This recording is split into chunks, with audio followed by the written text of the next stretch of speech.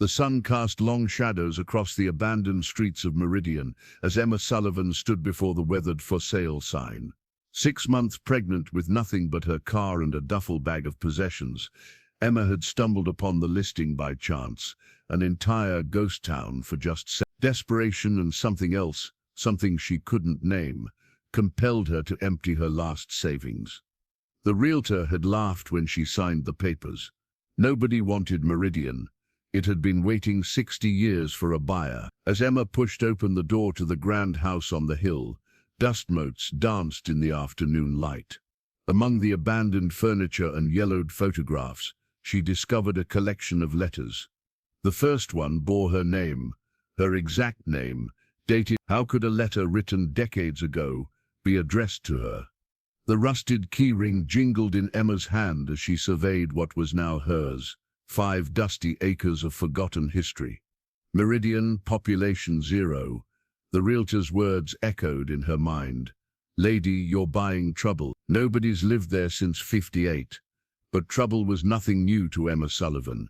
She tucked the letter, that impossible letter with her name, into her pocket and walked the overgrown main street. Her footsteps echoed between weathered storefronts with faded signs: general store, barber, assay office.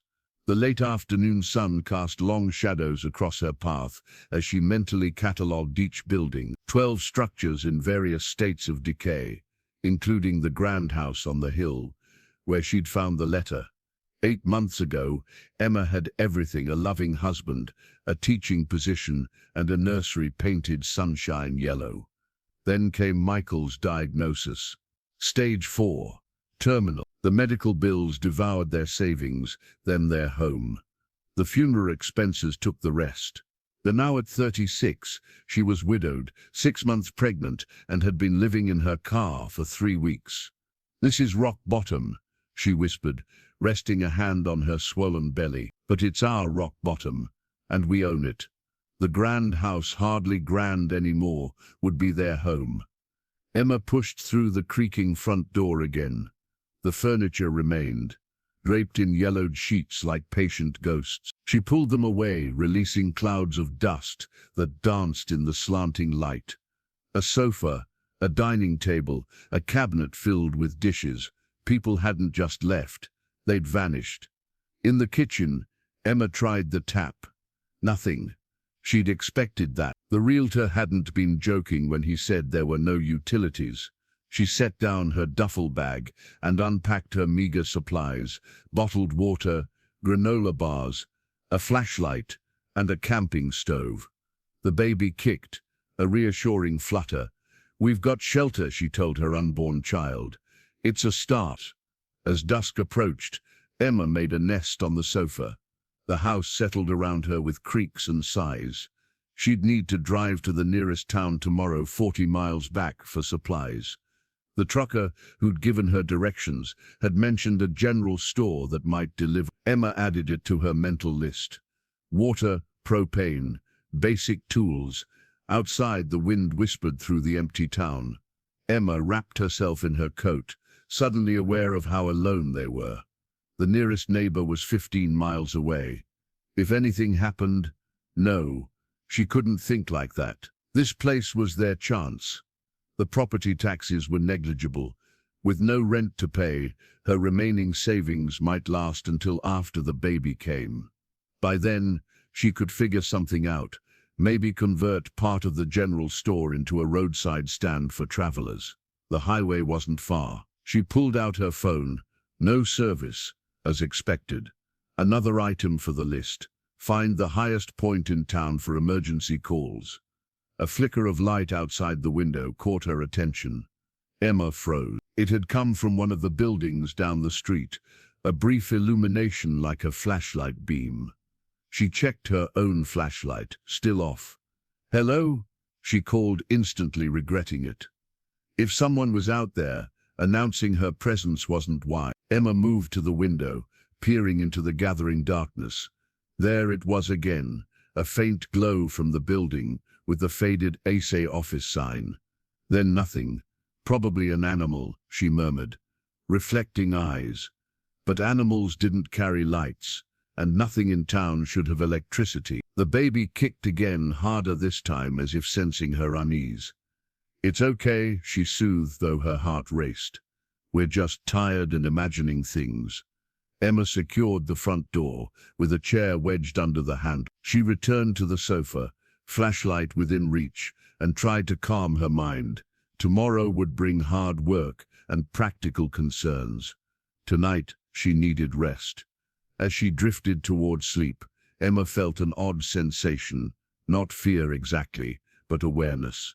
The house seemed to breathe around her, not threatening but alert, watchful. "Just the wind," she whispered. But as sleep claimed her, Emma couldn't shake the feeling that Meridian had been waiting for her, that somehow this ghost town had called her here, that the letter with her name was only the beginning. The key ring lay beside her, each key a promise and a question. Tomorrow, they would start unlocking the mystery of why this place felt so strangely like coming home. Morning light filtered through dusty windows as Emma awoke on the sofa. For a moment, she forgot where she was, until her eyes settled on the worn leather doctor's bag, sitting on the coffee table. She blinked. That hadn't been there last night. Emma approached it cautiously. The bag was old but well maintained, its leather soft from decades of use. Brass clasps, tarnished green, held it closed. A name was embossed on the side, Dr. H. Walker, Meridian. She hesitated before opening it. Inside, she found vintage medical instruments, a stethoscope, glass bottles of medicine long since evaporated, bandages yellowed with age, and a worn notebook. The doctor's handwriting documented patient visits dating back to the last entry was from June 7, 1958, 2 days before the town was abandoned. Patient, Elizabeth Sullivan. Condition, pregnancy progressing normally, approximately 24 weeks. Emma's hand trembled. Sullivan, her name. A pregnant woman with her name in this town just before everyone vanished. The coincidence was unsettling. After a small breakfast of granola bars, Emma ventured outside. The morning revealed Meridian more clearly, a single street with buildings on either side, nestled in a valley between gentle mountains. Decided to explore systematically, starting with the building where she'd seen the strange light. The safe door creaked open to reveal dust-covered scales and equipment for testing ore samples. Mining ledgers lined the shelves, their pages brittle with age. Nothing suggested recent disturbance, no source for the light she'd seen. Emma frowned. Had she imagined it? Next was the general store, its shelves still stocked with canned goods. Their labels faded beyond recognition. A calendar on the wall showed June 1958, corners curled with age, cash register, countertop, old advertisements for Coca-Cola and Lucky Strike cigarettes. Everything preserved like a museum exhibit. A truck engine rumbled in the distance. Emma stepped outside to see a delivery vehicle approaching. The driver, a weathered man in his 60s, stopped and lowered his window. "You must be the crazy lady who bought this place," he called. "Name's Roy. Heard about you at Miller's gas station." "News travels fast," Emma replied. "I'm Emma," Roy nodded. 40 miles is practically next door out here. Thought you might need supplies." He gestured to the truck bed. "Got water, some propane, basic groceries." "That's incredibly kind," Emma said, surprised. "Folks look out for each other in these parts." Roy shrugged. "Even the crazy ones." As they unloaded supplies, Roy explained he made deliveries to remote properties throughout the county. "I can stop by weekly if you want, for a fee, of course." "I'd appreciate that," Emma said, calculating mentally if she could afford it. "So what's your story?" Roy asked as they carried water jugs to the house. "Not many pregnant women buy ghost towns." Emma gave him the abbreviated version. "Widow. Financial troubles, desperate for a fresh start." Roy whistled low. "Tough break, but Meridian. There's stories about this place, you know." "What kind of stories?" Roy glanced around as if the empty buildings might be listening. "They say the town didn't just empty out. People vanished, left coffee on tables, clothes on lines. No moving trucks, no packing up, Just gone. Why? Emma asked. Some say mining company found something in the mountain they shouldn't have. Others blame government testing. My grandfather knew a man who worked here. Said the whole town was sworn to secrecy about something. Before leaving, Roy scribbled his phone number on a piece of paper. Nearest cell signals on Miller Ridge, half-mile west. Call if you need anything urgent. And Emma, be careful. Places hold memories. Sometimes they don't stay buried. Alone again, Emma continued exploring. The barber shop still had scissors on the counter, a half-written appointment book. The small schoolhouse contained desks with books open, pencils laid across papers. In the post office, mail sorted for delivery that never happened.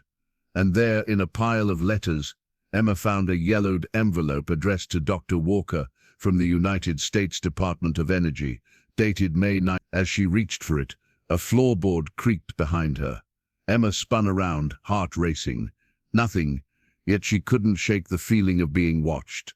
Not malevolently, but with intense curiosity. Back at the house, Emma spread her findings on the table.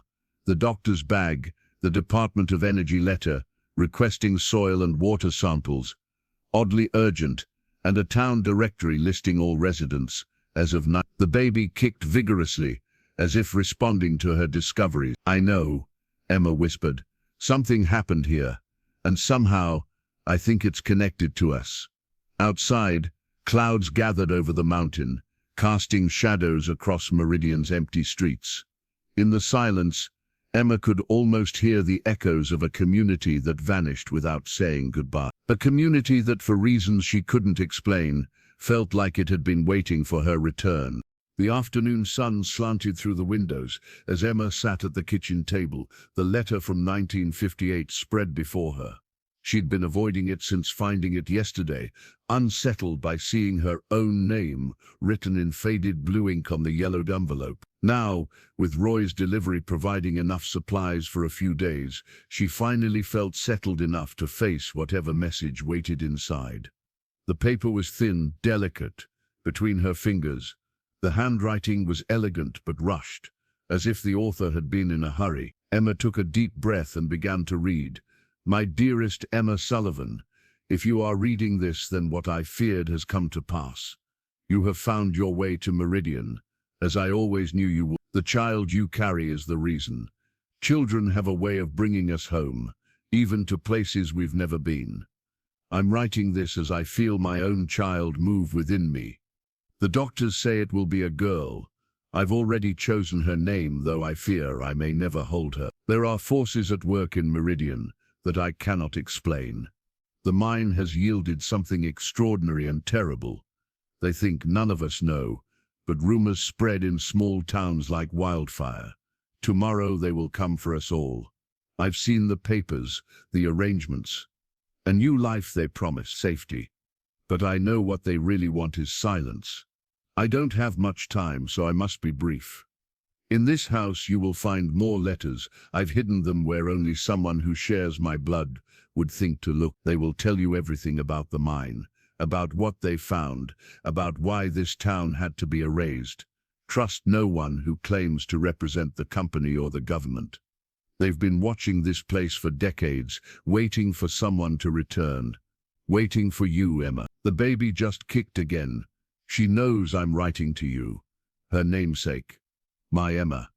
Perhaps your child and mine are connected across the years in ways we cannot understand. Find the truth. Finish what I started. With hope across time, Elizabeth Sullivan. Emma set the letter down, her hand trembling. The room suddenly felt too quiet, too still. She reread the signature, Elizabeth Sullivan, not her name exactly, but close enough to be unsettling. And this Elizabeth had been pregnant too, expecting a daughter she planned to name Emma. This is impossible, she whispered to the empty house. Yet here was the evidence in her hands. The letter mentioned more hidden messages, where only someone who shares my blood would think to look. Emma glanced around the kitchen, then through the doorway to the living room, with its dusty furniture. What place would be significant to both of them? The baby kicked suddenly, forcefully. Emma placed her hand over the spot. "Are you trying to tell me something?" she murmured. A thought struck her. She made her way upstairs, moving carefully on the creaking steps. The second floor contained 3 bedrooms and a bathroom. One bedroom had clearly been a master, with a 4-poster bed and heavy curtains. The second looked like a guest room. The third had been prepared for a child. Emma stood in the doorway, staring at the small crib in the corner. Yellow paint, faded but still visible, covered the walls. A mobile hung above the crib. Dusty wooden stars and moons dangling motionless in the still air. Just like the nursery she and Michael had prepared before everything fell apart. The same yellow walls, the same mobile design, though hers had been newer, plastic instead of wood. Heart pounding, Emma approached the crib. A small handmade quilt lay folded inside, covered in dust. She lifted it carefully, and a second envelope fluttered to the floor. Before she could retrieve it, a loud thud sounded from somewhere above her head. Emma froze. There shouldn't be anything above this floor, unless the house had an attic. Looking up, she noticed a small cord hanging from a trapdoor in the ceiling of the hallway. Another thud, followed by what sounded like footsteps. "Hello?" Emma called, her voice breaking. "Is someone up there?" Silence answered her. Then, so faint she almost missed it, what sounded like a woman's whisper. Emma backed toward the stairs, the second letter clutched in her hand. Unopened. Whatever was in the attic, whoever was in the attic, would have to wait. She wasn't ready to face it. Not yet. Not alone. Back in the kitchen, Emma locked the doors and windows, though she knew it was futile. If someone was already in the house, they were locked in together. She sat with her back against the wall, facing the stairs, the second letter still unopened in her lap. Outside, the sun began to set, casting long shadows across Meridian's empty street. In a few minutes she would be surrounded by darkness. And whatever secrets this ghost town and the woman who shared her name had been keeping for 60 years. Morning found Emma exhausted, but determined. After a night of intermittent sleep, jumping at every creak and groan of the old house, she needed answers more than rest. The second letter remained unopened on the kitchen table, a mystery for later. First, she wanted to understand Meridian itself. The general store stood at the center of the town's single street, its faded green awning still intact after decades of desert sun and winter snow. Emma pushed open the door, wincing at the bell that jangled overhead, an oddly cheerful sound in the abandoned building. Unlike the other structures she'd explored, the general store felt frozen in time. Shelves still stocked with goods, the cash register open as if the owner had just stepped away to help a customer. Dust coated everything in a uniform gray, but otherwise it could have been 90. Behind the counter, Emma found what she was looking for. The store's ledger book, bound in cracked leather. The last page of transactions was dated June 9. She ran her finger down the neat columns of purchases: flour, sugar, coffee, normal things, she murmured. No panic buying, no sign they knew they were leaving. The final entry caught her attention. E. Sullivan, baby blanket. Elizabeth, buying something for the child she feared she wouldn't live to see. The bell above the door jingled. Emma's head snapped up. An elderly man stood in the doorway, his weathered face squinting against the dimness inside. "Hello? Anybody home?" Emma stepped forward cautiously. "I'm here." The man started, then relaxed. "Didn't mean to frighten you, miss. Name's Harold Winters. Heard someone bought old Meridian." He extended a gnarled hand. "Emma Sullivan," she replied, shaking his hand. Something flickered across Harold's face. Recognition? Surprise? It vanished before she could be sure. "Sullivan," he repeated. "That's an old Meridian name." "So I'm discovering," Emma said. "Did you know people here?" Harold moved into the store, running his fingers over the dusty counter with something like reverence. "Grew up in Cedar Ridge, next town over. Used to ride my bike here as a boy. My uncle worked the mine. What happened to everyone? Emma asked. Why did they leave everything behind? Harold was silent for a long moment, studying her. Finally he sighed. Official story was a mining accident. Dangerous gases. Government evacuated everyone overnight, said they'd be back in a week. Nobody ever came back. And the unofficial story, a sad smile creased his face. Depends who you ask. Some say government experiments. Others claim they found something in the mine, something not of this earth. He shrugged. All I know is my uncle changed after working here. Had nightmares. Wouldn't talk about it. Emma hesitated, then decided to trust him. I found letters from a woman named Elizabeth Sullivan. Harold's eyes widened. Doc Walker's daughter. She married James Sullivan against her father's wishes. Smart woman. Too smart, maybe. He looked around, lowering his voice though they were alone. She was asking questions nobody wanted answered, about what happened in the mine, about what the company knew and when they knew it. Harold moved to the window, looking out at the empty street. Elizabeth worked as a secretary for the mine manager, had access to documents. Week before the evacuation, she came to my uncle, asking about symptoms, headaches, nosebleeds. She was pregnant, Emma said. Harold nodded. Due in fall, she was worried about birth defects. Said other women had lost babies or had children born wrong. He turned back to her. Then one night, everyone's gone. Official record says they were relocated for safety. 67 years later, still no record of where. Emma placed a protective hand over her belly. Do you think it's still dangerous here? Whatever happened is long buried, Harold said. But secrets have a way of surfacing. He studied her again, his gaze settling on her pregnant belly. You remind me of her, Elizabeth. Same determined look. Before leaving, Harold wrote his phone number on a scrap of paper. I live about 20 miles east. Call if you need anything, or if you find anything else about Elizabeth. My uncle always wondered what happened to her.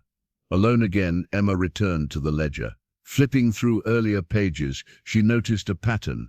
Increased purchases of first aid supplies, medications for headaches, nausea, and notes in the margins. J. Miller nosebleed again. L. Peterson dizzy spells. T. Walker rash. Something had been making people sick, and Elizabeth Sullivan had noticed. Emma felt a strange sensation, not quite déjà vu, but a certainty that she was meant to find these breadcrumbs, that Elizabeth had left them for her. Outside, the wind picked up, whistling between the buildings. Emma clutched the ledger to her chest, feeling less alone than she had since arriving. In this ghost town of secrets, she had found an unexpected ally across time, a woman who shared her name, who had carried a child just as she did now, and perhaps who had been trying to save that child just as Emma was fighting to create a future for her own. The doctor's office sat at the far end of the street, a modest white building with peeling paint and a weathered sign. Harold Walker, M.D. Emma stood on the porch, key in hand. If Harold Winters was right, this was Elizabeth's father's practice. The man whose medical bag she'd found in the grand house. Inside, time stood still. Faded anatomical charts hung on wood-paneled walls. A reception desk gathered dust, patient files still stacked neatly in wire baskets. Through a doorway, she found the examination room with its paper-covered table and glass cabinets of instruments. Emma tried to imagine Elizabeth here, her pregnancy being monitored by her own father. Had he been concerned about the symptoms Harold mentioned? Had he connected them to whatever was happening in the mine? In the back office, she found Dr. Walker's private domain, a roll-top desk, bookcases filled with medical texts, a leather armchair worn smooth at the armrests. Emma sat at the desk, feeling like an intruder, yet drawn to the secrets it might hold. The drawers yielded little at first: prescription pads, pens, a half-empty bottle of whiskey. But in the bottom drawer, locked but yielding to one of the keys from the ring, she discovered a metal file box. Inside were medical records, separate from the routine files in reception. Each folder bore a woman's name. Each documented a pregnancy. Emma's fingers trembled as she opened the first. Sarah Jenkins, 27. Pregnancy confirmed January 12, 1958. Fatal heartbeat irregular at 16 weeks. Miscarriage at 19 weeks. Fetus showed abnormal development of skull and spine. The next was similar. Margaret Foster, 31. Pregnancy terminated at 22 weeks. Severe developmental abnormalities detected. Emma read through 12 files. 10 ended in miscarriage or medical termination due to severe abnormalities. Only 2 resulted in live births, both with notes about ongoing health issues. The final file was Elizabeth Sullivan's. Unlike the others, it contained detailed notes about the mine, water testing results, and a timeline correlating increased mining activity with pregnancy complications. My own daughter, Dr. Walker, had written in shaking script, 7 months along. Baby appears normal thus far, but Elizabeth showing elevated lead levels. Mercury present in hair sample. Confronted mine manager Wilson today. He denied everything, threatened to have my license revoked if I spread rumors. Cannot remain silent. These children, these mothers, someone must be held accountable.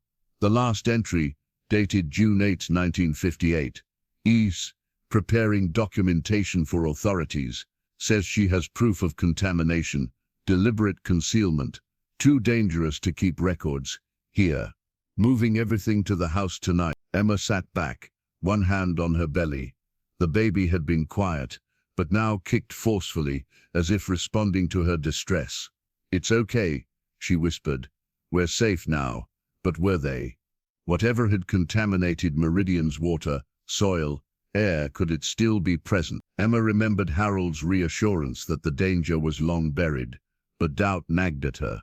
She gathered the records, intending to take them back to the house for further study.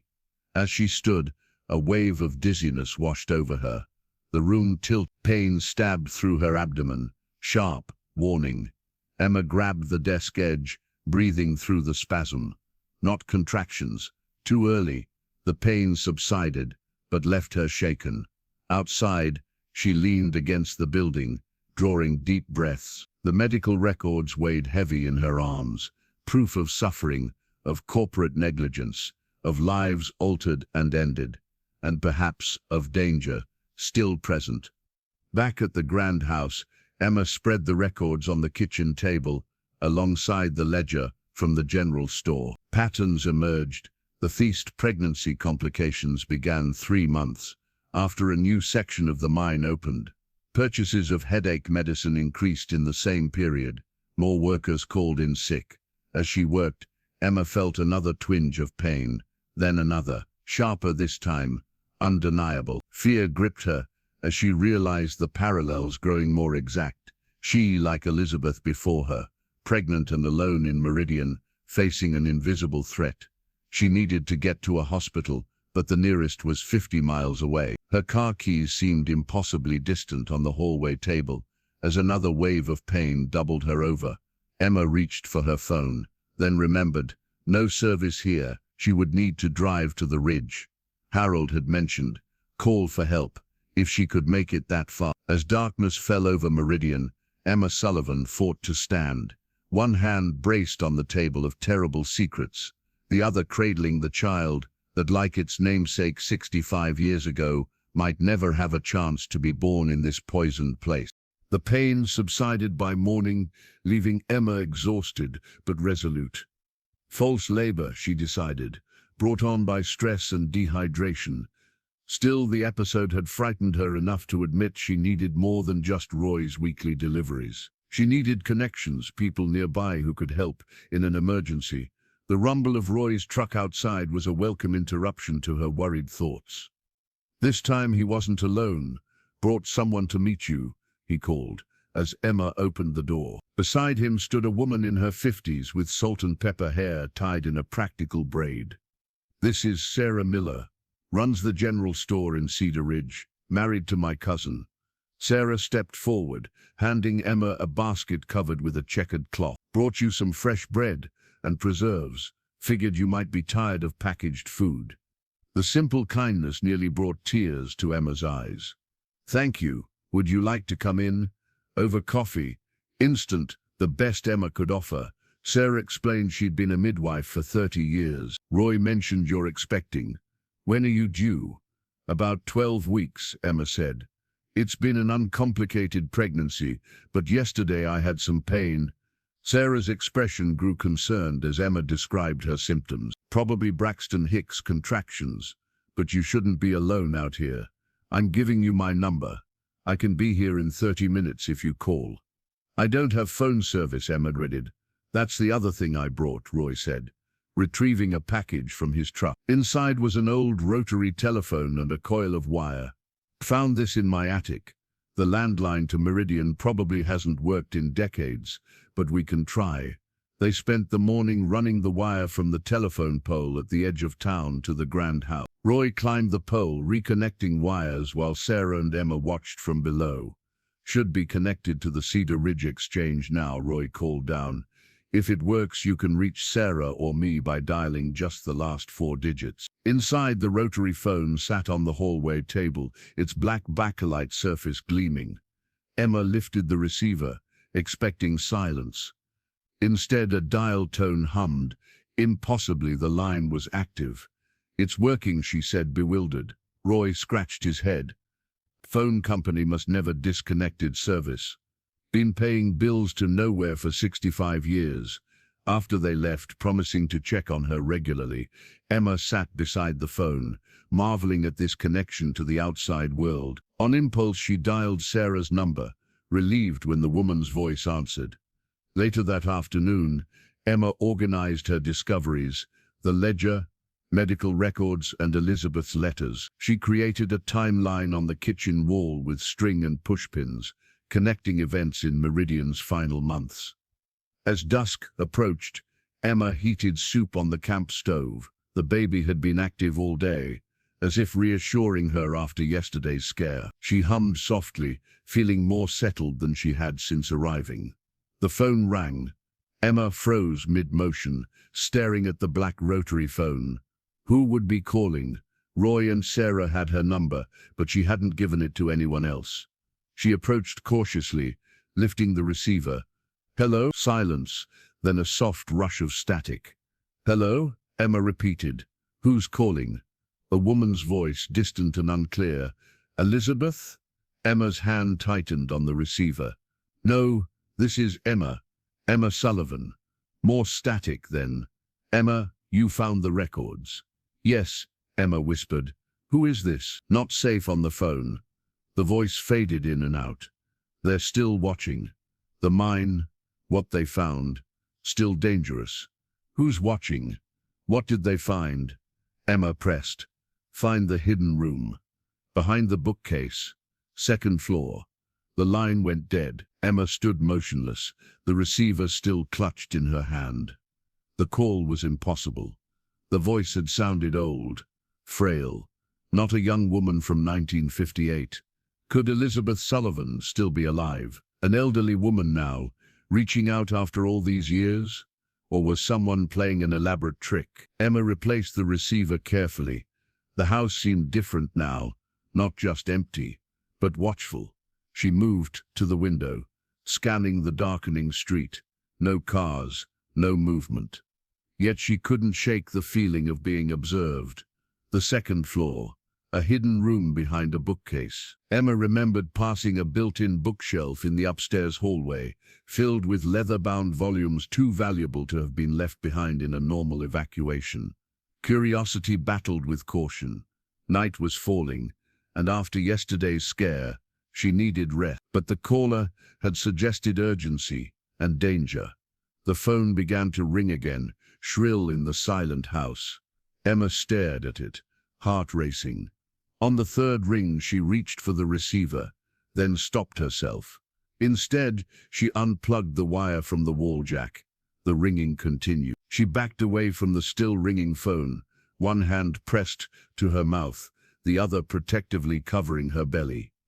The impossible phone call was unsettling enough. A phone that rang without being connected was something else entirely. Whatever secrets Meridian held, they were reaching out to her now, whether she was ready for them or not. The ringing finally stopped, leaving Emma in uneasy silence. Sleep came fitfully, her dreams filled with ringing phones and voices calling from empty rooms. By dawn, exhaustion had given way to determination. Whatever was happening in Meridian, supernatural, psychological, or something else entirely, she needed answers. She retrieved the second letter from where she'd left it on the kitchen table. Unlike the first, which had been addressed to her directly, this envelope bore no name, only a date, June 8, 1958, the day before Meridian was evacuated. The paper inside was water-damaged, the ink blurred in place. Emma smoothed it carefully on the table, deciphering what she could. To whoever finds this, they know what we've discovered. The mine has been contaminating our water for months. The company knew and did nothing. The birth defects, the miscarriages, the illnesses, all because of their negligence. And now something worse has been found deeper in the mountain. Father has the medical records documenting everything. I have the company memos proving they knew about the contamination. Together it's enough to destroy them. We plan to leave tonight to take everything to the state authorities, but they're coming for us first. I overheard Wilson on the phone. A government team will arrive tomorrow, not to help us, but to silence us, to make Meridian disappear. They're calling it a national security matter now. If you're reading this, it means they succeeded. We're gone. But the truth remains. Beware the darkness in the mine. It hungers still. Protect yourself. Protect your child. There is one place they don't know about. Behind Father's medical books in the upstairs hallway, the third shelf from the top. Press the copy of Gray's Anatomy, and the wall will open. I've hidden everything there, all the evidence, all the truth. Trust no one who comes asking questions about Meridian. They've been watching this place for decades, waiting for someone to return. They will come for you next. E.S. Emma set the letter down, her hand trembling.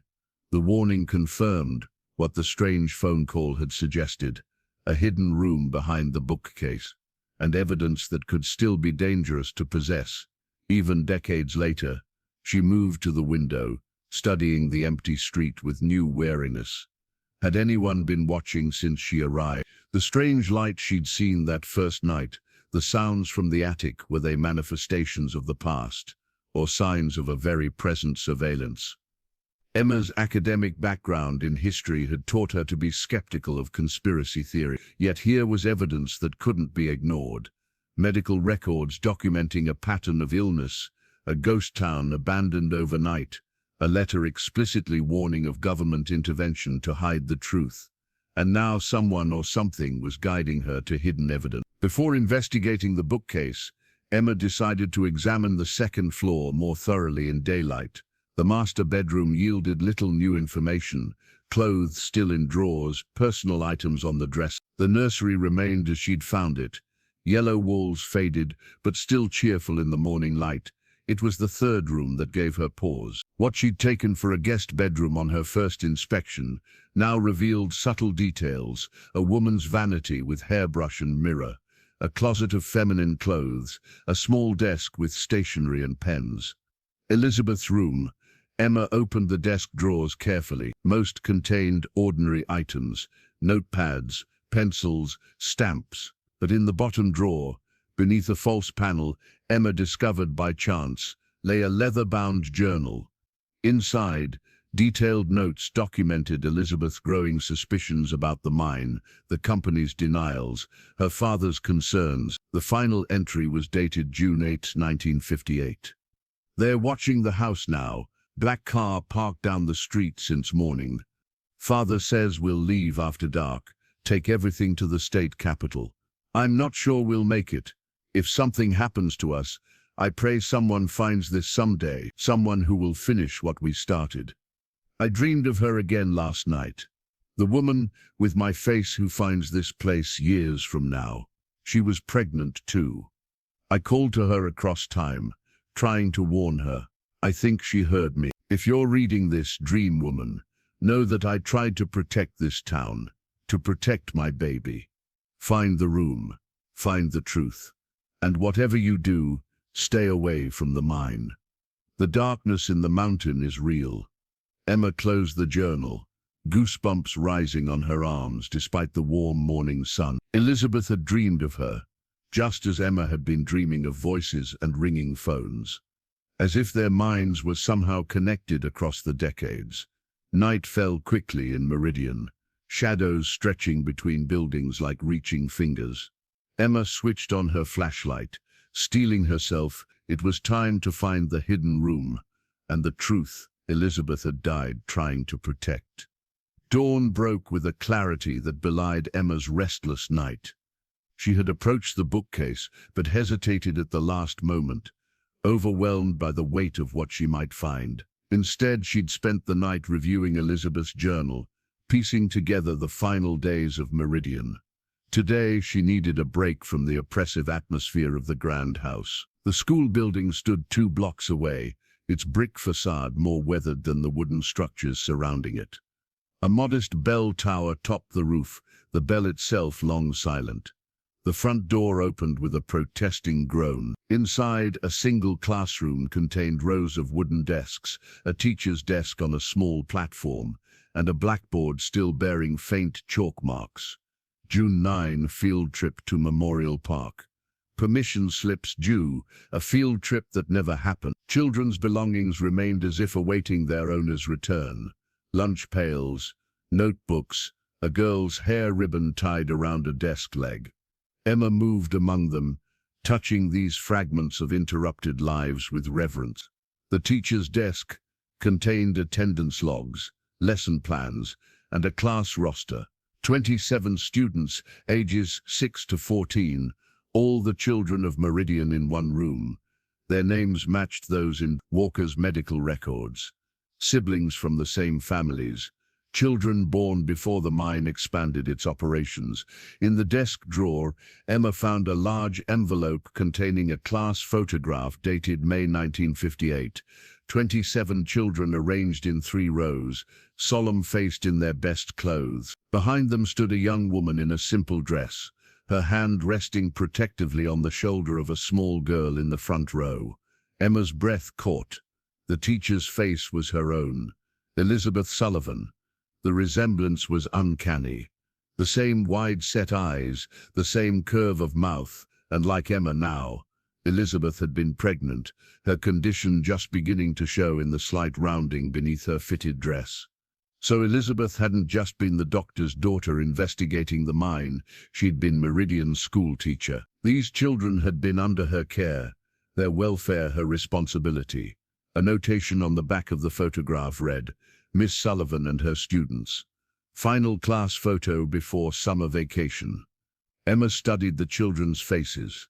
Had they sensed their world was about to vanish, that they would never return to this classroom, never reclaim the lunch pails and notebooks awaiting them?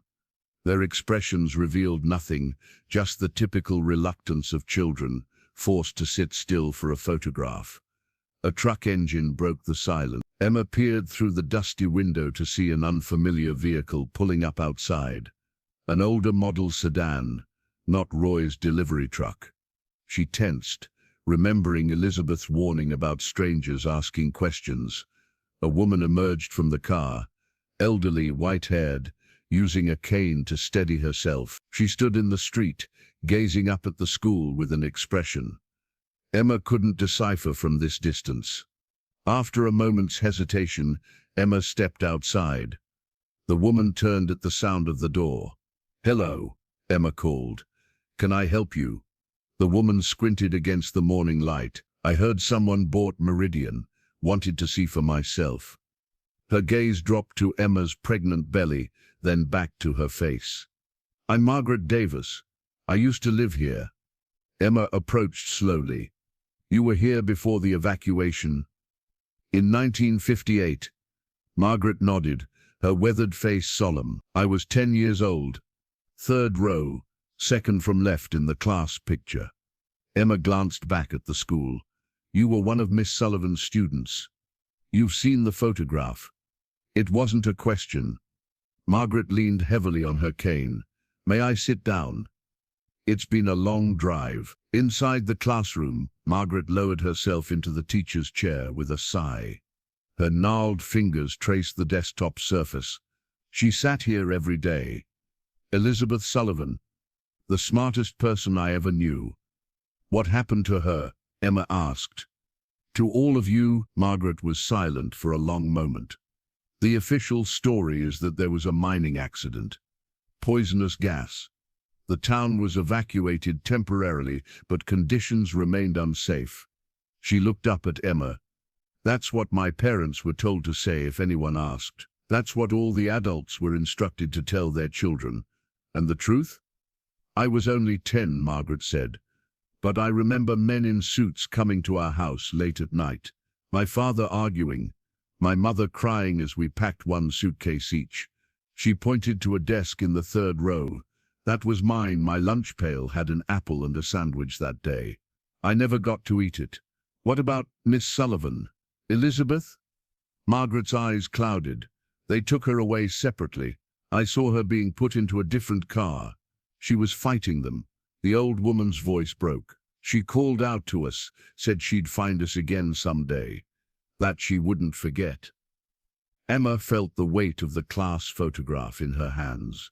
Did anyone ever come back? Try to find out what really happened? Margaret shook her head. They relocated us to different states, gave our parents new jobs, new identities, made sure we never found each other again. She fixed Emma with a penetrating stare. Until now. How did you know I was here? I've been watching this place for 60 years, Margaret said simply, waiting for her to come back. And now you have. Emma wanted to protest. She wasn't Elizabeth, just a desperate woman who'd found a cheap property. But the words died in her throat. The resemblance in the photograph, the dreams, the connection she felt to this place, and Elizabeth's struggle, none of it seemed coincidental anymore. What do you remember about the mine? Emma asked instead. About what they found there. Margaret's face darkened. Some questions shouldn't be answered, Miss Sullivan. Some doors shouldn't be opened. She rose unsteadily. Be careful what you go looking for in Meridian. Not everything that was buried here has died. Margaret's warning echoed in Emma's mind long after the elderly woman departed. Not everything that was buried here has died. The implication lingered like a chill that wouldn't fade, even in the warm afternoon sun. Emma stood at the edge of town, looking toward the foothills where the mine entrance would be. Elizabeth's journal had mentioned it repeatedly, always with a sense of dread. Both Elizabeth and Margaret had warned against approaching it. Yet if Emma wanted to understand what had happened to Meridian, what might still be affecting the town, she needed to see for herself. The path to the mine was overgrown but still visible, winding through scrubby trees toward a dark opening in the hillside. As Emma approached, she spotted something half buried in the soil, a miner's lantern, its brass tarnished green with age. Surprisingly, when she picked it up and turned the rusted key, the lantern flickered to life, casting a warm glow despite decades of abandonment. Another impossibility in a town full of them. The mine entrance was partially collapsed, timber supports rotted and broken. Warning and danger signs hung from a chain across the opening, their red paint faded but still legible. The company name above the entrance, Western Consolidated Mining, matched the letterhead Emma had seen on documents in Elizabeth's journal. She had no intention of entering, just seeing the place might provide some insight. But as Emma stood at the perimeter, a cold breeze emerged from the darkness, carrying a smell like wet stone and something else, something metallic and unpleasant. The hairs on her arms rose. The breeze shouldn't exist. Air should be still in an abandoned mine with no ventilation system. Yet it gusted steadily, strong enough to make the warning signs sway on their chain. Emma raised the lantern, its light barely penetrating the gloom beyond the entrance. For a moment, she thought she saw movement in the darkness, a shifting, a rippling, as if the shadows themselves were alive. "Hello?" she called, immediately regretting it. Her voice echoed strangely, coming back distorted as if through water. The breeze stopped abruptly. The silence that followed felt expectant, waiting. Emma took an involuntary step backward, heart racing. A whisper emerged from the darkness. Not a voice exactly, but a sound like rushing water or wind through leaves, forming syllables just on the edge of comprehension. Elizabeth. Emma clutched the lantern tighter, its light flickering as if in response to her fear. "I'm not Elizabeth," she said, her voice steadier than she felt. The whispering grew louder, still indistinct, but unmistakably forming words. "Child, danger, leave." Then, between one heartbeat and the next, the darkness at the mine entrance seemed to gather itself, condensing into a shape that was almost human but wrong, too tall, too fluid, as if composed of smoke and shadow. Emma stumbled backward, nearly falling. The lantern swung in her grasp, its light catching on something reflective in the mine opening, something that might have been eyes watching her. She turned and ran, not stopping until she reached the edge of town. Behind her, the strange wind rose again, carrying that whispering voice that was somehow both warning and threat. Safe in the grand house, doors locked and curtains drawn, Emma tried to make sense of what she'd experienced. Her rational mind suggested explanations, unusual air currents, her own fear-fueled imagination, stress-induced hallucinations, but none explained the lantern that worked after 65 years, the voice that knew Elizabeth's name, or the darkness that had seemed to reach for her. Emma pulled Elizabeth's journal close, turning to entries about the mine. April 12, 1958, Wilson ordered Section C sealed today after another accident. 3 men injured.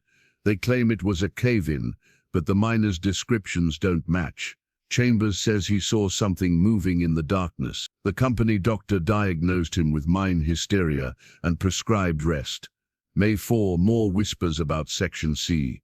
The miners won't go near it, even with double pay offered. Father treated Henderson for what looked like chemical burns, though Henderson swears nothing touched him, just that he felt cold, then pain, then saw his skin blackening, as if something invisible was eating away at it. The final entry about the mine was the most disturbing. June 7, Wilson admitted it today. They found something in Section C, not minerals or ore, but something else. A pocket of gas, he claimed, with unusual properties. He's lying. I saw the government men, the equipment they brought. No mining company needs men in hazmat suits or Geiger counters. Whatever they found down there, it's changing people, affecting minds. The darkness is spreading.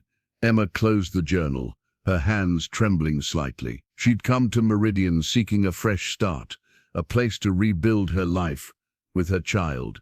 Instead, she'd stumbled into a decades-old conspiracy that might still pose a very real danger. The baby kicked suddenly, forcefully, as if responding to her fear. "It's okay," Emma whispered, though she no longer believed it herself. "We're not staying here, not after what I saw today." But as night fell over Meridian, Emma couldn't shake the feeling that leaving might not be as simple as driving away. The town had called her here for a reason. Elizabeth's unfinished work was now her responsibility, and something in the mine, something dark and patient, knew she had arrived. Emma packed methodically, sorting her meager possessions into her duffel bag. After what she'd witnessed at the mine, staying in Meridian no longer seemed possible, despite the financial implications of abandoning her investment. Some risks weren't worth taking, especially with her child's safety at stake. She would call Roy in the morning, ask him to drive her to Cedar Ridge where she could catch a bus. Where she would go after that remained uncertain, but anywhere would be better than this haunted town with its impossible whispers and living darkness. The rotary phone rang just as she finished packing. Emma hesitated, then lifted the receiver. "Hello?" Roy's voice came through, tinged with concern. "Emma? Sarah asked me to check on you. Said she had a feeling something wasn't right." "I'm leaving tomorrow," Emma said. "Can you pick me up around 9? A pause. "What happened?" "It's not safe here. I'll explain when I see you." After hanging up, Emma made a final sweep of the house, gathering Elizabeth's journal and letters, evidence she couldn't leave behind. In the kitchen, something caught her eye, an envelope on the table that hadn't been there before, identical to the first 2 letters. The third letter, With trembling fingers, Emma opened it. Inside was a single page and a carefully drawn map of the grand house's second floor, with a section of wall marked in red ink. Emma, if you're reading this, you've seen the mine. You know now that Meridian's secret isn't just corporate negligence or contamination. It's something else, something beyond ordinary understanding. The darkness in the mountain is real. The government men called it a biological anomaly, a living substance they couldn't classify. It affected minds first, then bodies. They thought they could control it, use it. They were wrong. I tried to warn them, tried to gather evidence of what was happening to our town. But they silenced us all. Not just relocated, erased. New names, new lives, memories altered. Only a few resisted, kept their knowledge intact. I was one of them. You need to know the full truth before you decide whether to stay or go. In the upstairs hallway, behind the bookcase, is a hidden room. Press the third shelf from the top, right side, while pulling the leftmost book on that shelf. Inside you'll find everything I couldn't take with me: company documents, government memos, my personal records of what really happened. There's more. The darkness didn't just affect people's health, it created connections. Across time, those exposed to it, prot, dreams, visions. Some claim to see Meridian's future. I saw you, Emma, not just in dream. I saw you clearly standing in my house, reading my words, carrying your child. Our child. I don't expect you to understand. I barely understand myself. But the resemblance between us, the shared name, your arrival here exactly when needed, none of it is coincident. The darkness distorts more than space. It bends time itself. They're coming for you now, as they came for me. The darkness has awakened again, with your presence. You have a choice that I never had. Leave now and save yourself, or stay and finish what I started. Whatever you decide, know that you're not alone. I've left you everything you need in the hidden room, including answers about who you really are, and why Meridian called you home. With love across time, Elizabeth Sullivan. Emma set the letter down. Her planned departure suddenly complicated. Elizabeth's words suggested a connection between them that went beyond coincidence or resemblance. Something impossible, supernatural, tied to whatever had been discovered in the mine. Our child, Elizabeth had written. What could that mean? The map showed exactly where to find the hidden room. Elizabeth had mentioned in her previous letter, and on the strange phone call. If Emma left now, she might never learn the truth about Meridian, or about herself.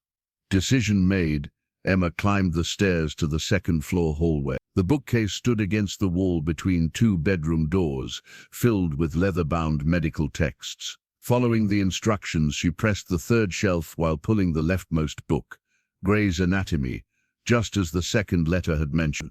A soft click, then the entire bookcase swung inward, revealing a small room beyond. Emma hesitated at the threshold. If she entered, she committed herself to Elizabeth's unfinished work, to confronting whatever dark forces still lingered in Meridian. If she walked away, she might spend the rest of her life wondering about the truth that waited just beyond that doorway. The baby kicked decisively, as if voting. Emma smiled, despite her fear. Okay, little one, we'll see this through. As she stepped into the hidden room, the bookcase swung shut behind her, with a soft click. Emma whirled, heart pounding, but a wall switch illuminated a single bulb overhead, revealing a space untouched by time, dust-free, preserved, as if Elizabeth had just stepped out moments ago. Filing cabinets lined one wall. A desk stood in the center, papers arranged neatly, and on a small table near the window, a photograph in a silver frame.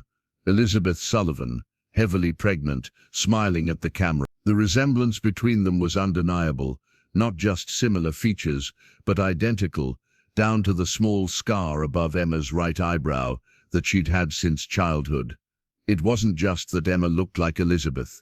They were the same person. And suddenly, Emma's pregnancy complications, her strange dreams, her inexplicable draw to Meridian, all of it made a terrible, impossible sense.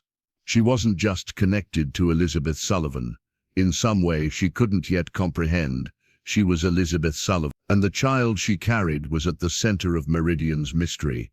The hidden room was a testament to meticulous planning. No dust, no decay, as if time itself had been suspended within these walls. Emma moved carefully among the preserved artifacts of Elizabeth Sullivan's final days in Meridian, each discovery deepening the impossible connection between them. On the desk lay a leather-bound journal, different from the one Emma had found in Elizabeth's bedroom. This one was larger, with private research embossed on the cover. Emma opened it with reverence, recognizing handwriting identical to her own. The journal detailed Elizabeth's investigation into Western Consolidated Mining's operation, beginning with her suspicions about water contamination and culminating in a horrifying discovery. The company hadn't just been mining for traditional minerals, but had uncovered something else in the deepest part of the mountain. June 1, 1958, Wilson finally admitted what they found in Section C. Not uranium, as I suspected, but something the government scientists call anomalous material, a substance that doesn't match any known element. It absorbs radiation without becoming radioactive itself. It can store energy indefinitely. The military implications are obvious, which explains the government's interest, but there's more they aren't admitting publicly. The substance appears to have biological properties.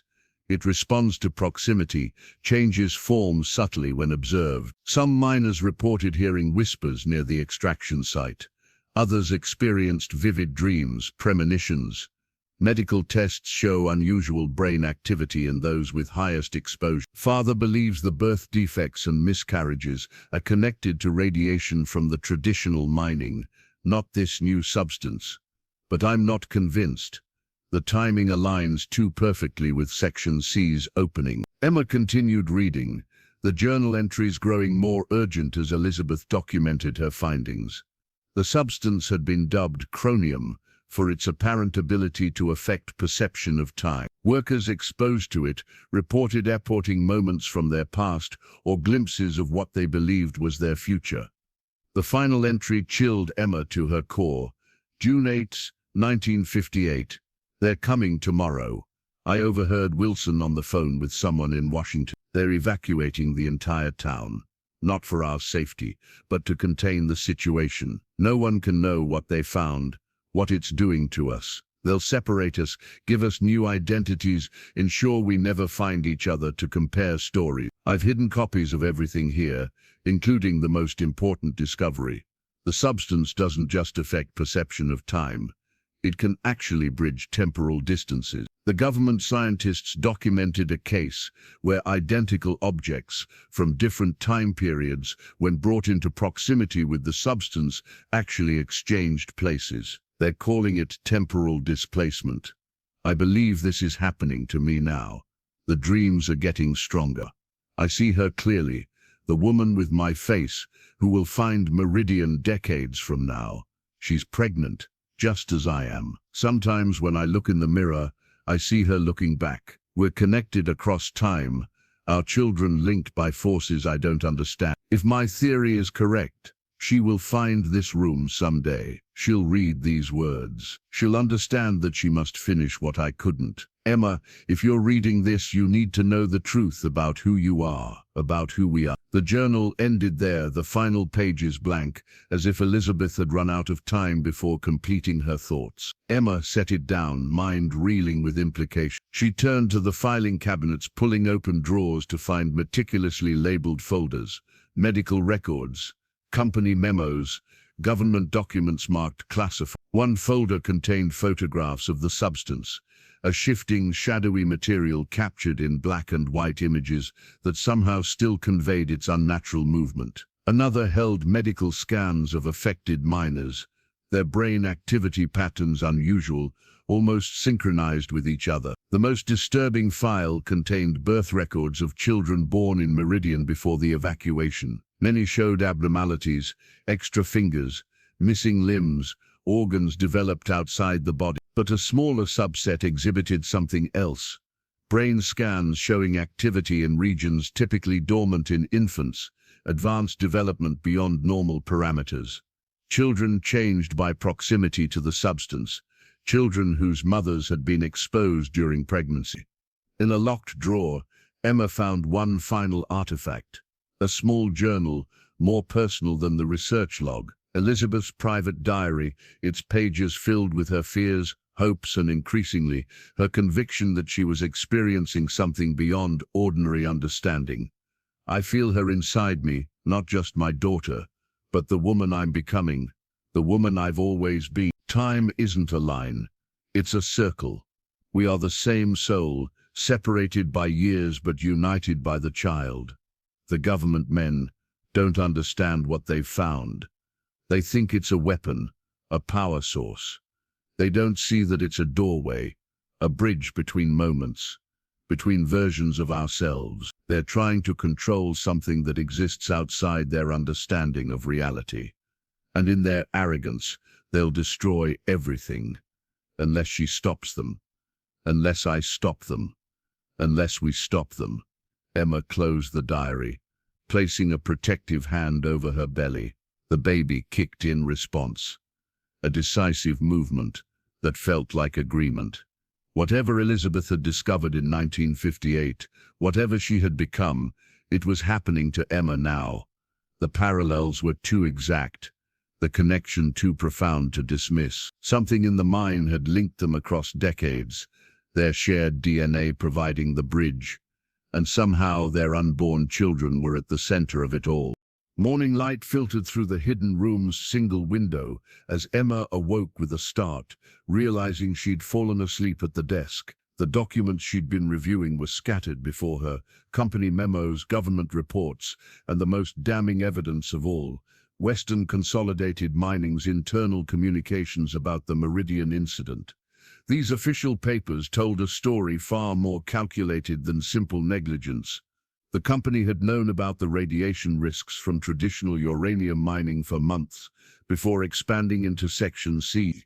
They had documented increased illness among workers, tracked the miscarriages and birth defects, and deliberately concealed this information from Meridian's residents. One memo from CEO Richard Wilson to the board of directors was particularly chilling.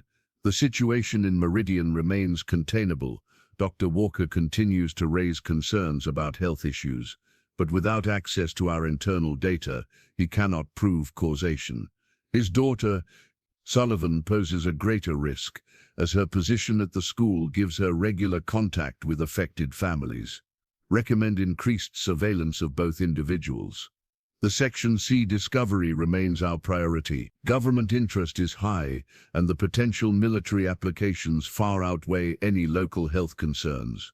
Emma set the memo aside, disgust rising within her.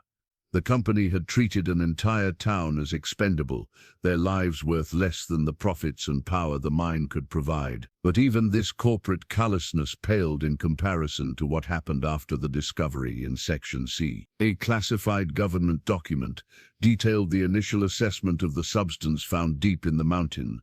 The material, designated chromium X, displays properties inconsistent with known elements. It absorbs radiation without degradation and appears to affect temporal perception in proximity. Test subjects report experiencing memories with unusual clarity or glimpsing what they describe as future events. EEG readings show brain activity patterns normally impossible in conscious subjects, specifically activity suggesting the simultaneous processing of past, present, and future stimuli. Recommendation: immediate containment of all exposed obsidians, full quarantine of Meridian site, continued extraction of chromium X under enhanced security protocols, implementation of Operation Blackout to ensure complete information control. Operation Blackout, the plan to make Meridian and its people disappear. Emma found the operational details in a folder marked Eyes Only. The government had created entirely new identities for Meridian's residents, relocating them to different states with fabricated backgrounds. They'd been separated intentionally, families kept intact, but community bonds severed to prevent collaboration or information sharing. Children had been placed in special observation programs disguised as elite schools. Adults with the highest exposure levels were committed to treatment facilities that were little more than research laboratories where they could be studied. And Elizabeth Sullivan, the one person who had gathered evidence of both the corporate negligence and the government cover-up, had been designated a priority alpha subject due to her advanced pregnancy and prolonged exposure to chromium-X. The final page of the operation report noted, Subject E. Sullivan scheduled for secure transport to Facility 17 for continued monitoring of pregnancy. Unborn child shows unusual development patterns consistent with second-generation chromium-X exposure. Expected delivery date, September. But there the paper trail ended. No record of Elizabeth's arrival at Facility 17, no birth certificate for her child, no death certificate for her child. No death certificate either. Elizabeth Sullivan had vanished more completely than any other Meridian resident, unless Emma's hand moved unconsciously to her belly, where her own child grew. The impossible theory that had been forming since she found the hidden room now crystallized into certainty. Elizabeth hadn't just disappeared. Somehow, through exposure to chromium-X, she had been displaced in time, her consciousness, her very essence transferred forward to Emma, to now. The gaps in Emma's own history suddenly made terrible sense. Her unknown parentage, raised in foster care with no records before age 5, her lifelong dreams of a town she'd never seen, her inexplicable knowledge of things she shouldn't know. She wasn't just connected to Elizabeth Sullivan. She was Elizabeth Sullivan, or rather what Elizabeth had become when the substance in the mind tore a hole through time itself. And the child she carried was the same child Elizabeth had carried in 1958. A child altered by chromium-X, somehow preserved across decades, waiting for the cycle to complete. The rotary phone in the hallway rang, startling Emma from her revelation. She emerged from the hidden room, closing the bookcase behind her, and lifted the receiver with a strange certainty about who would be calling. "Hello, Margaret," Emma said. The elderly woman's voice was tight with urgency. "They know you're there. They've never stopped watching Meridian. You need to leave. Now." "Who's watching?" "The same people who took us in 1958. Operation Blackout never ended. It just went dormant, waiting for someone to return." Margaret's voice dropped. "Waiting for you, Elizabeth." Emma didn't correct her. "What do they want?" "The child," Margaret said simply. "They've always wanted the child."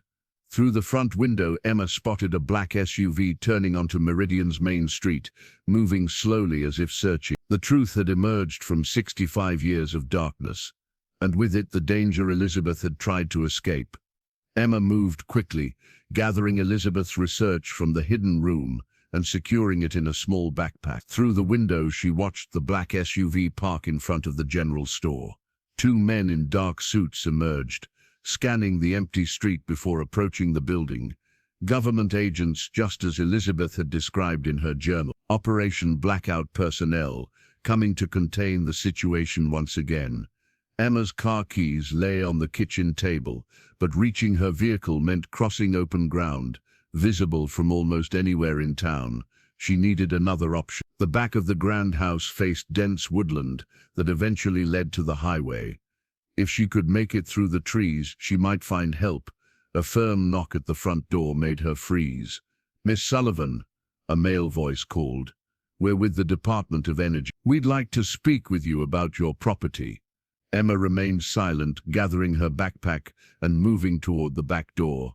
"Miss Sullivan, we know you're inside. This is a matter of public safety. Please open the door." The doorknob turned. She hadn't locked it. Emma ducked into the pantry just as the front door swung open. From her hiding place, she could see 2 men enter the foyer. Both wore identical dark suits with subtle earpieces. Neither displayed identification. "Search the ground floor," the taller one directed. "I'll check upstairs." As footsteps moved through the house, Emma spotted something on the pantry shelf she hadn't noticed before. An old tape recorder, the kind that used magnetic reels. It looked out of place among the dusty canned goods, too modern for the abandoned 1950s kitchen. On top of the recorder lay a small card with one word written in Elizabeth's handwriting: play. Emma hesitated, then pressed the play button. The machine whirred to life, surprisingly operational after decades. From it came Elizabeth Sullivan's voice, her voice speaking firmly as if addressing someone directly. "I know why you're here. You think what you found in Section C belongs to you, that its power should serve your government, your military, but you're wrong. The substance isn't a weapon or a tool. It's a bridge. And it chose me, chose us, for a reason." The agent searching the ground floor stopped moving, clearly hearing the recording. By now, Elizabeth's voice continued, "You've realized that your Operation Blackout failed. You couldn't contain the truth forever. Time itself worked against you, bringing me full circle to finish what was started here." Footsteps approached the pantry. Emma pressed herself against the wall, heart pounding. "I've gathered everything, all the evidence of your crimes against Meridian. The negligence, the cover-up, the human experimentation. It's been preserved and duplicated. Copies are already in safe hands, with instructions to release everything if anything happens to me or my child." The pantry door swung open. The agent stood there, expression shifting from surprise to recognition as he stared at Emma. "Subject match confirmed," he said into his earpiece. "It's her." Emma clutched the backpack to her chest. Elizabeth's recorded voice still playing behind her.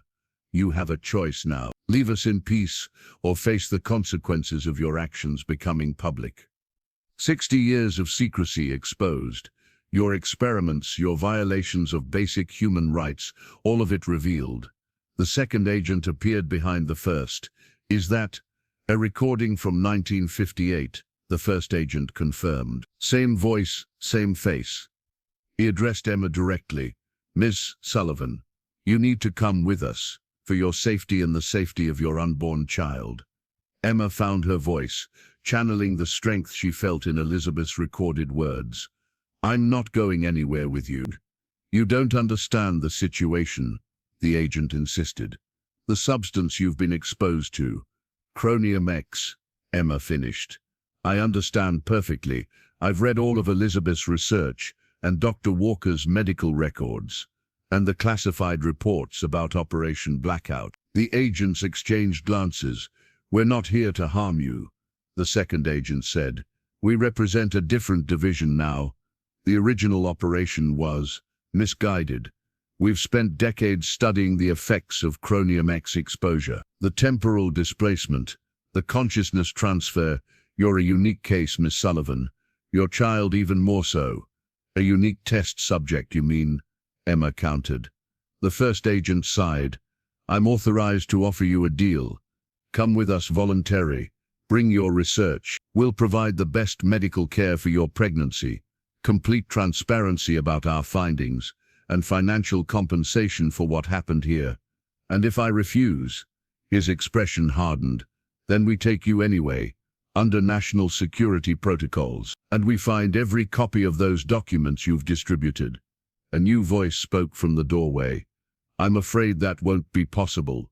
Emma and both agents turned to see Harold Winters standing in the kitchen, a shotgun held steadily in his weathered hands. Behind him stood Roy and 3 other men. She didn't recognize. "The lady isn't going anywhere," Harold said, "and neither are you, until she decides what happens next. You don't want to interfere in a government operation," the lead agent warned. Harold's aim didn't waver. "Funny thing about small towns, people talk. Margaret made some calls. Turns out there are a dozen former Meridian residents still alive, all remembering now after all these years, all with stories to tell." Emma stepped forward, Elizabeth's recorder still playing behind her, their voices, one voice overlapping in perfect synchronicity as past and present finally merged. "It's over. Meridian isn't yours anymore. It's ours, and we're taking it back." The government agents left Meridian under Harold's watchful escort. their black SUV disappearing down the dusty road with a promise or threat to return with proper authorization. Emma knew it was only a temporary reprieve. Once they reported what they'd found, Elizabeth Sullivan, somehow present 65 years after her disappearance, carrying a child potentially altered by Chromium X, more would come. "You've got 24 hours at most," Roy said, accepting a cup of coffee at Emma's kitchen table. Harold and the other men from Cedar Ridge had positioned themselves as sentries around town. "My cousin works for the sheriff's department. Says there's already calls coming in about federal activity in the county. I need to get these documents somewhere safe," Emma said, indicating the backpack full of Elizabeth's research. "Somewhere public. Margaret's working on that. She's contacted a journalist she trusts, someone who investigated similar government cover-ups in the past." Emma nodded, grateful for these strangers who had become allies. "Why are you all helping me? You barely know me." Roy's weathered face softened. "This isn't just about you. It's about Meridian. About setting right what happened here. Those of us who grew up in the shadow of this ghost town, we always knew something wasn't right about how it ended." After he left to check on the others, Emma returned to the hidden room, searching for anything she might have missed. In a small desk drawer she hadn't noticed before, she found a sealed envelope different from the previous letters. The paper was newer, the handwriting shakier, as if written by an elderly hand. The envelope bore a date from just 3 years ago and was addressed simply, "To myself." Inside was a birth certificate. Emma Sullivan, born September 17, 1958, at Facility 17. Mother's name Elizabeth Sullivan. Father's name redact, and with it a letter on modern stationery. "Emma, by now you've discovered the truth about Meridian, about the substance in the mine, and about our connection across time. What you may not yet understand is how this circle closes, how Elizabeth becomes Emma, and how our daughter fulfills her purpose. I am writing this in 2022, at age 87. My name was Elizabeth Sullivan. In 1958, I was taken to Facility 17, where I gave birth to a daughter. They told me she died, but she didn't. They kept her for study, this child affected by Chromium X exposure. When she showed no obvious abnormalities, they eventually placed her in foster care under a new identity, Emma Sullivan, birth date adjusted to hide her origin. You, Emma, you were my daughter, but you were also me. The Chromium X that permeated my body during pregnancy created a temporal loop. Mother and daughter existing as echoes of the same consciousness, separated by time but inevitably drawn back together when the cycle needed to continue. I lived out my life after Meridian, never forgetting what happened there. I was allowed a semblance of freedom under constant surveillance. I married, though I could never have more children. Another effect of the exposure. When my husband died, I used my widow's freedom to begin searching for my lost daughter. I found you 5 years ago, watching from a distance as you built your life with Michael. I arranged for you to learn about Meridian when the time was right, when you would be carrying a child of your own, completing the cycle. The property listing you stumbled upon was no accident. The price, $750, was the sum I managed to hide away during my captivity in a message across time, waiting for you to notice.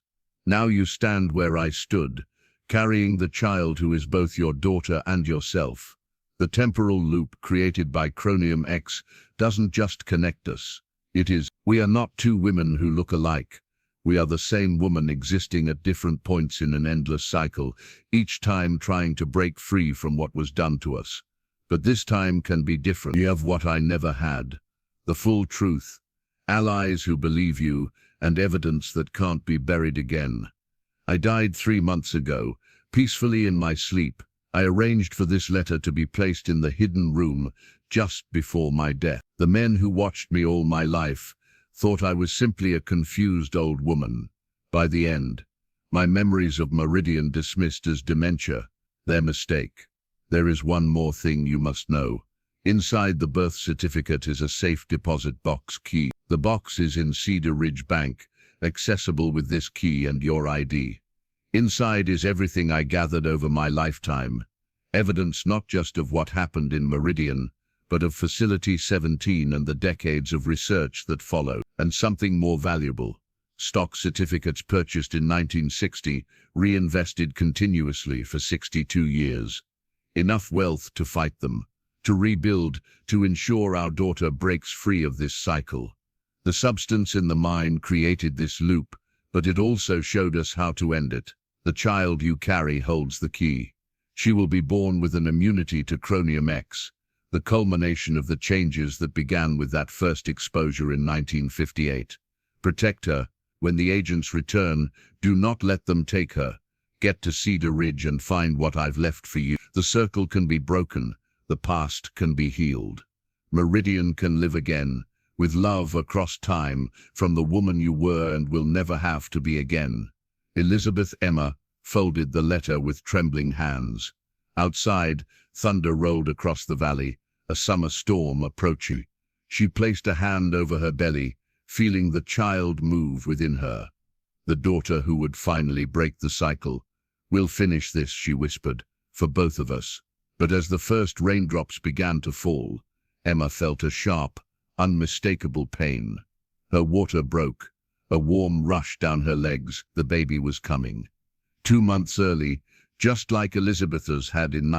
Rain lashed against the windows as another contraction gripped Emma, stronger than the last. She gripped the edge of the kitchen table, breathing through the pain. Too fast. The contractions were coming too quickly for a first-time mother. Just like Elizabeth's had, according to Walker's records. The rotary phone was dead. The storm had likely downed the lines. Her cell phone showed no signal. Harold and the others had stationed themselves at the edge of town, watching for the government's return. No one would know she needed help. Emma struggled up the stairs between contractions, gathering clean towels and sheets, basic supplies for a birth she'd have to manage alone. The pain drove her to her knees, halfway down the hallway, intense enough to steal her breath. "Not yet," she gasped.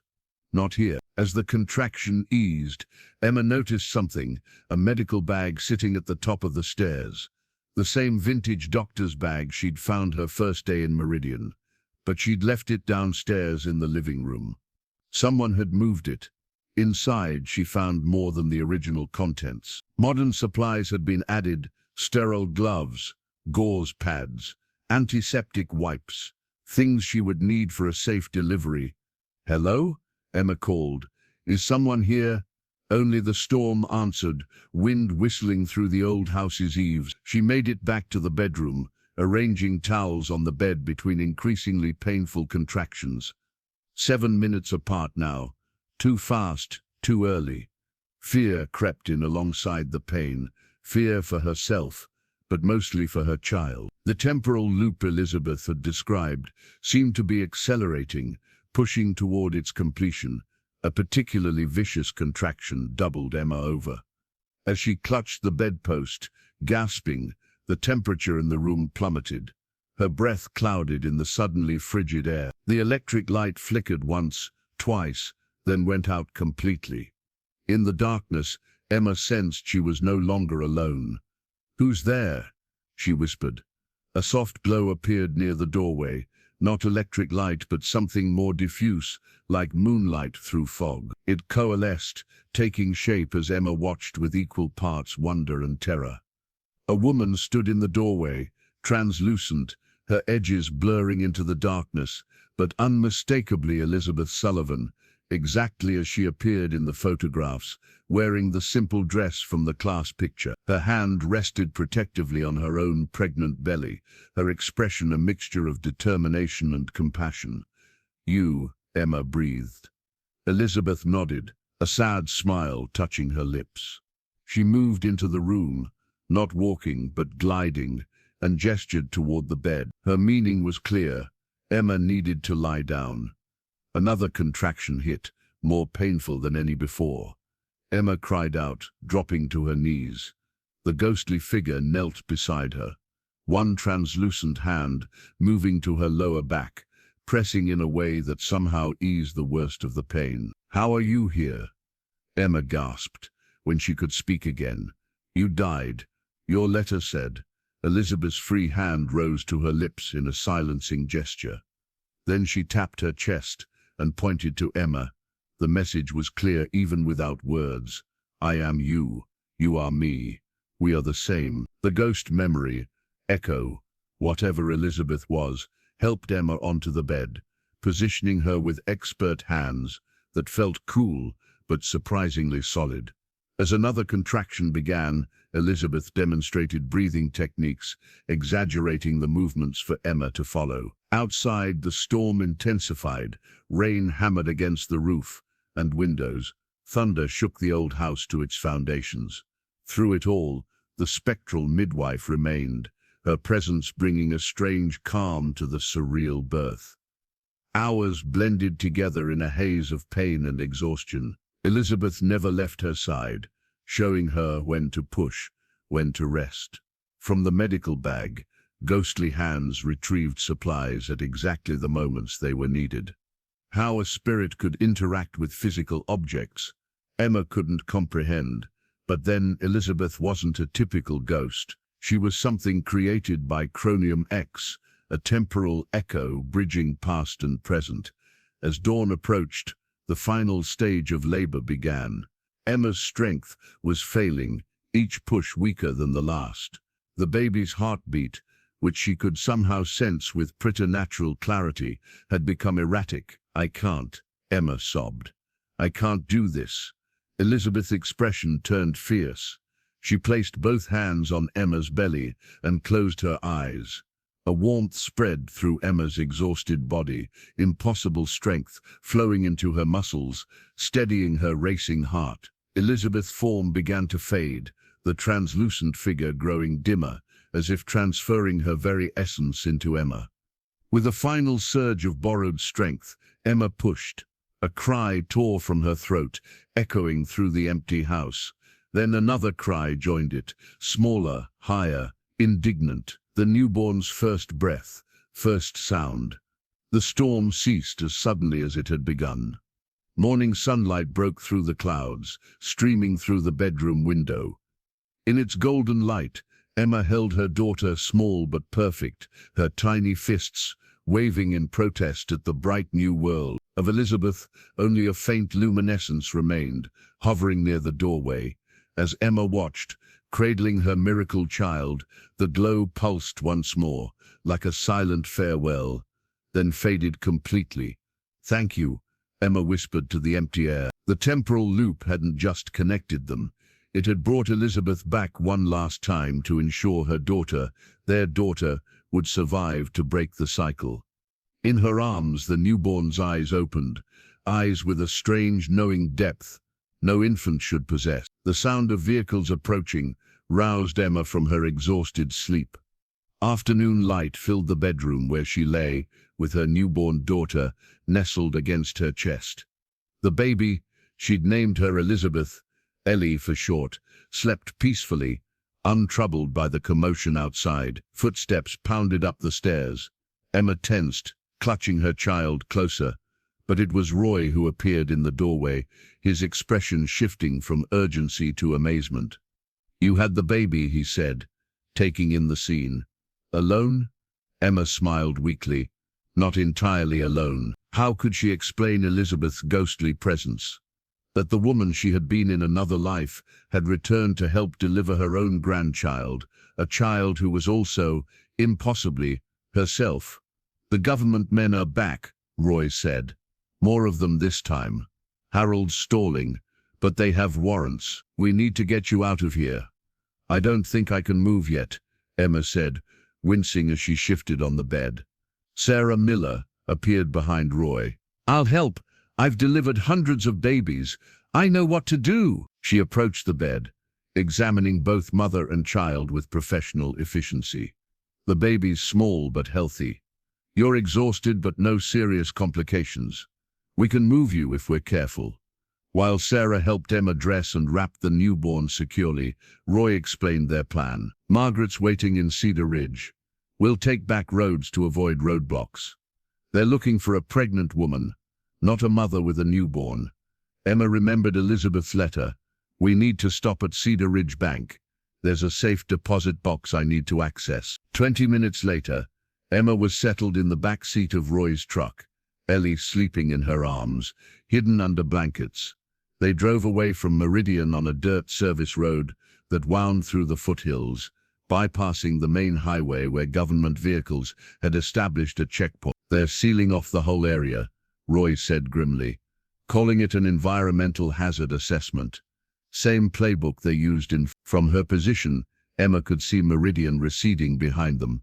The grand house on the hill, the single street of weathered buildings, and beyond them, the mine entrance in the distance. For a moment she thought she saw movement there, a darkness flowing out from the mine, reaching like tendrils toward the town. She blinked, and it was gone. At Cedar Ridge Bank, an elderly manager raised his eyebrows at Emma's condition, but asked no questions when she presented the key and her identification. The safe deposit box hadn't been accessed in years, he told her, but the annual fees were always paid promptly through an attorney's office. Inside the private viewing room, Emma opened the box with trembling hands. It contained exactly what Elizabeth's letter had promised: a thick folder of documents, medical records, government memos, photographs from inside Facility 17, and a smaller envelope containing stock certificates and bonds. Sarah, who had accompanied her, whistled softly as she examined the financial documents. These companies, tech giants, pharmaceutical corporations, some of these stocks have split multiple times since purchase. You're looking at millions, Emma. But it was another item in the box that captured Emma's attention, a small leather-bound journal, newer than Elizabeth's research notes. Inside, an elderly Elizabeth had documented her life after Meridian, her escape from government surveillance, her search for the daughter taken from her, and most importantly, her discovery about the true nature of Chromium X. The substance doesn't just bridge time, she had written. It creates quantum entanglement between genetic duplicates, mother and daughter, sharing DNA, becoming mirrors of each other across decades. The government never understood what they'd found.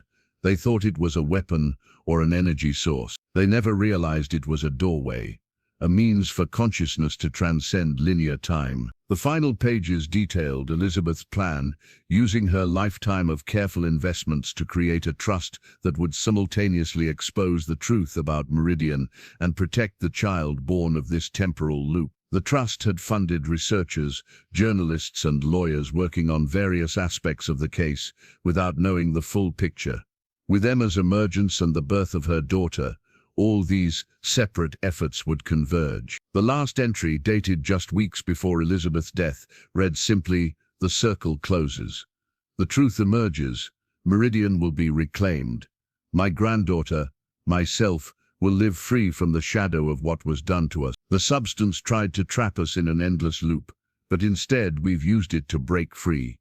3 generations, 1 consciousness, finally complete. Tucked inside the journal was a newspaper clipping about Western Consolidated Mining's modern incarnation, now a global energy corporation worth billions, and their recent denial of any historical connection to the alleged incidents at Meridian. Next to it was a business card for Catherine Chen, investigative journalist, with a handwritten note: "Ready when you are.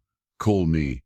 As Emma closed the safe deposit box, holding her newborn daughter in one arm and Elizabeth's final legacy in the other, she felt a sense of completion. The temporal loop hadn't been a prison as she'd feared, but a means of preservation, ensuring that the truth would survive, that justice would eventually come, that the child who was both daughter and self would break free of the cycle. Outside the bank, Margaret waited with several elderly men and women, more former residents of Meridian, gathered to protect the woman who carried their town's memory and future in her arms.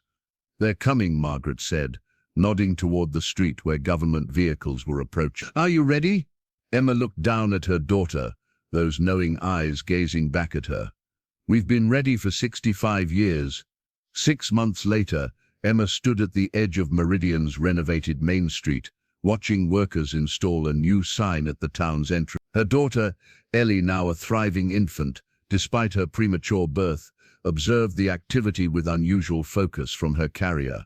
"Meridian Historic District," the sign proclaimed, "established 1922, preserved 2025. Looks official, Roy commented, joining her with a cup of coffee. The first tour buses arrive next week. Emma nodded, taking in the transformed town. The general store had been restored as a museum documenting Meridian's history. The schoolhouse now housed a research center studying the environmental and health impacts of Cold War-era uranium mining. The grand house on the hill served as both Emma's home and the administrative center for the Meridian Foundation. The confrontation she had expected outside Cedar Ridge Bank had transformed into something unexpected. Catherine Chen, the journalist Elizabeth had contacted before her death, had been waiting with a full camera crew and representatives from 3 national news networks. The government agents found themselves facing not just Emma and the former residents of Meridian, but the full glare of public attention. The story broke nationwide that evening. Ghost town secrets, government cover-up exposed. Elizabeth's meticulously preserved evidence, combined with testimony from surviving Meridian residents, created a scandal that couldn't be contained. Congressional hearings were announced within days. Western Consolidated Mining's modern corporate descendant had attempted damage control, offering a multi-million-dollar settlement while denying any knowledge of their predecessors' actions. Emma had refused. The subsequent lawsuit revealed internal documents proving the company had always known about Meridian's history and had maintained surveillance of the abandoned town for decades. The settlement, when it finally came, was historic. Not just financial compensation, but full acknowledgement of responsibility and funding for permanent remediation of the site. Most significantly, the Department of Energy was ordered to release all files related to Operation Blackout and the mysterious substance found in the mine. The mine itself remained sealed, concrete now filling the entrance where timber had once stood. Scientific teams monitored the area continuously, though no trace of chromium X had been detected since Emma's confrontation with the darkness. Whatever had connected her to Elizabeth across time seemed to have completed its purpose and faded from the world. A newspaper fluttered on a nearby bench, its headline visible: "Meridian Settlement Creates Precedent for Cold War Accountability." Emma's photograph appeared below the headline, Ellie in her arms, their story now part of history rather than hidden from it. Miss Sullivan, a young researcher, approached from the direction of the schoolhouse. "We've finished digitizing Dr. Walker's medical records. The CDC team wants to know if you'll join their briefing tomorrow."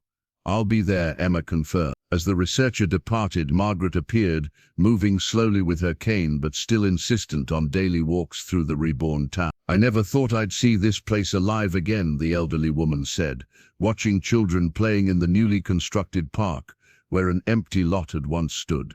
Families of former residents had returned, some to visit, others to stay.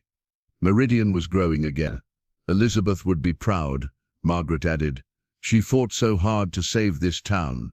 Emma smiled. She never stopped fighting. Even death couldn't prevent her from finishing what she started. They both knew the truth now. The full story of Elizabeth Sullivan, Emma, and the child who connected them across time. Margaret had been one of the few Emma had trusted with the complete account, including Elizabeth's ghostly return the night Ellie was born. "Have you had any more visit?" Margaret asked quietly. Emma shook her head. "Not since that night. I think she's at peace now. The loop is broken." As if responding to her words, Ellie made a happy gurgling sound, reaching toward the grand house on the hill. For a moment, Emma thought she saw a faint glow in one of the upstairs windows, a silhouette watching over them. Then it was gone. Just a trick of the afternoon light.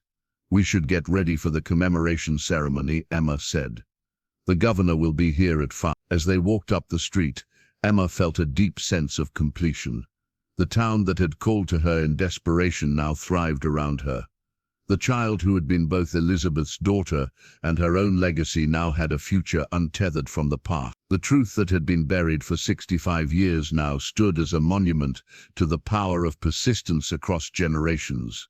In her office in the grand house, Emma paused before a framed photograph, the only personal item on her otherwise businesslike desk. It showed Elizabeth Sullivan, young and pregnant, standing before the Meridian schoolhouse in 1958. Next to it, a recent picture of Emma with Ellie in the same spot, their expressions mirroring each other across the decades. Not two women who resembled each other, but one soul completing its journey. The mystery of Meridian had never been about the town itself, or even the strange substance in the mind. It had always been about connection, about a wrong that demanded justice so powerfully it had bent time itself to achieve it. Outside, Meridian continued its renewal. The past and present had finally reconciled, and in Emma's arms the future gurgled contentedly, her knowing eyes taking in the world she would shape, free from shadows, secrets, and government experiments. A world where Meridian stood as testament to the truth that some stories refuse to remain buried, no matter how deeply they're hidden or how long they must wait to be told.